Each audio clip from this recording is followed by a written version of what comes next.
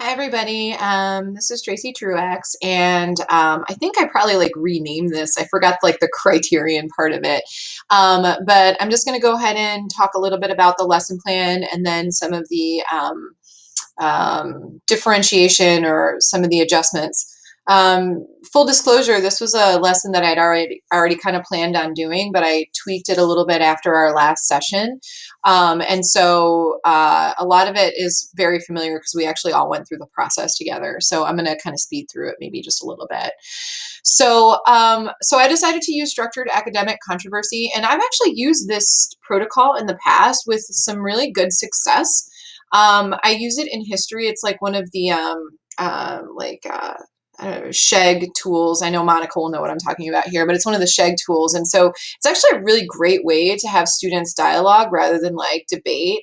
I try and do something similar with Socratic seminars as well. It's like a giant piece of hair that's just standing over my head. Anyway, and so essentially, if I just give you a little bit of context of what unit I'm doing this in and with what class, I decided to do this activity with my standard contemporary world issue freshmen.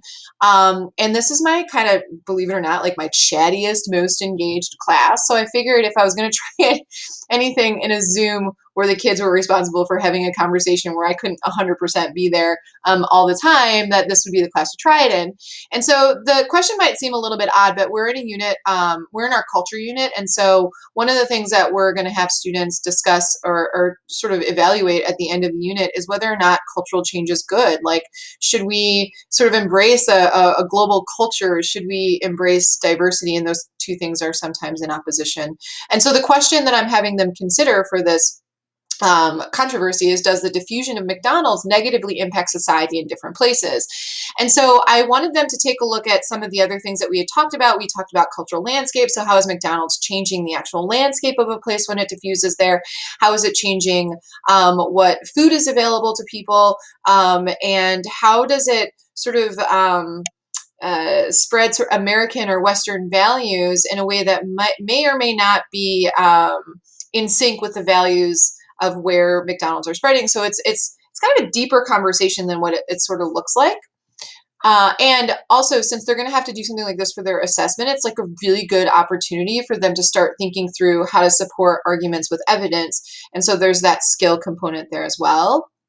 And so, again, just to prepare the discussion, students had, so I did this like the class before. So we kind of went through and talked a little bit about the diffusion of McDonald's. And so I sort of staged the question, if you will, by looking at just how American fast food is sort of spreading all over the world, and why it's being very successful. Like, why are there McDonald's in India? Because that seems really weird, because people in India don't eat meat. And so how is the McDonald's successful there? And so we talked about how this organization changes its menu to meet or suit the needs of the people in the place that they're actually diffusing to. So McDonald's has been really smart about this, and that's why there's 30 something thousand McDonald's in the world, or maybe even more than that.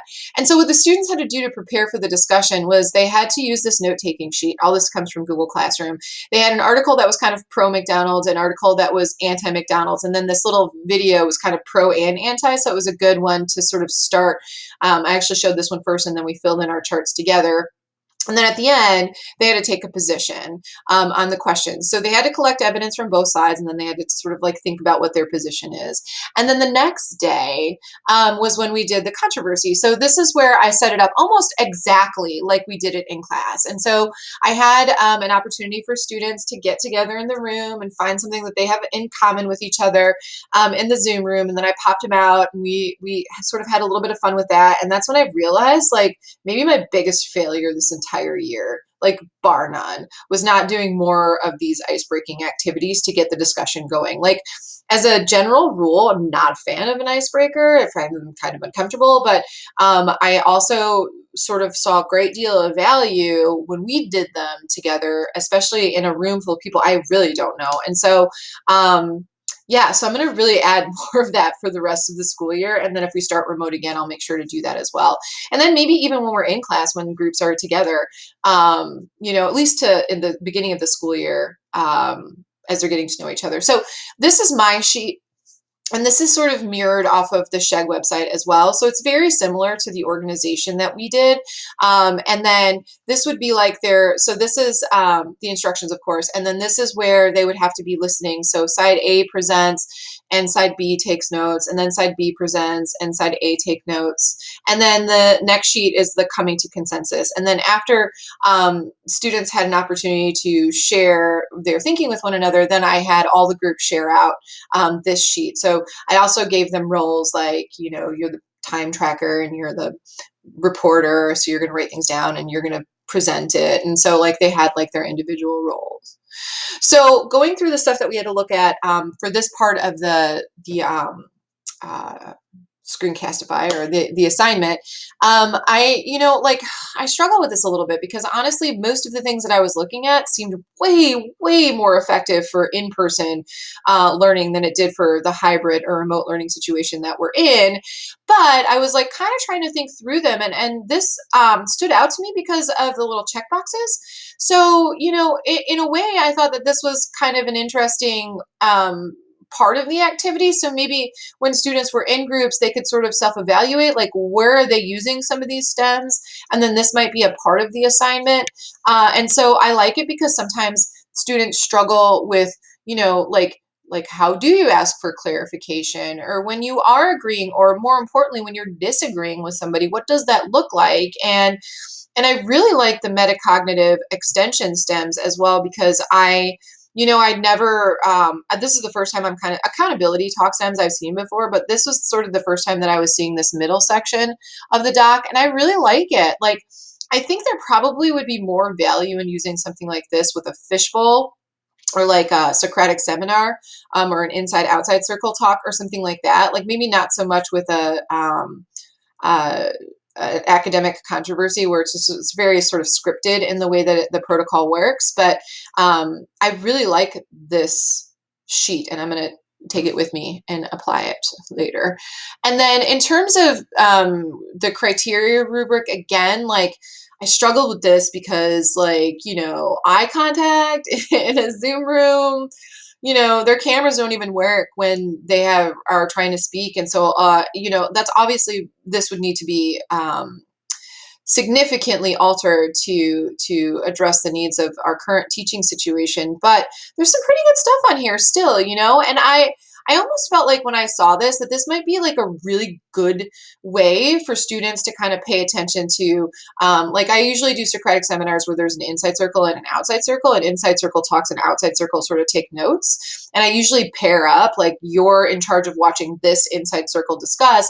And so I could see using something like this where you have like, your outer circle partner is sort of checkboxing whenever they're seeing any of this kind of stuff happen. And so it's almost like a peer evaluation or peer-to-peer evaluation instead of like a teacher evaluation. But again, I like it. So I just don't know if I like it for this teaching situation. And I think that is it. I will say this, that I since I did this lesson without the adjustment, so I didn't have the sheet that I just shared, the scaffolding or differentiation sheet. I didn't have that before I did the lesson. But even doing the structured academic controversy, I was like looking through the work that they turned in, and it was good. I was impressed. I mean, all of the students who participated had their academic controversy sheets filled out. Some of them were missing some of the evidence, so maybe there's some listening that I could work on with students, or teach that maybe more intentionally as a skill. But they all had their coming to consensus paragraphs filled out, and they were really good, and they were all over the map. Like some groups said, no, it's terrible for other societies, and some groups were like, no, it's kind of beneficial, and their evidence was good too. So overall, pretty successful activity. Thank you. Thank y'all for reminding me about it. And that is that.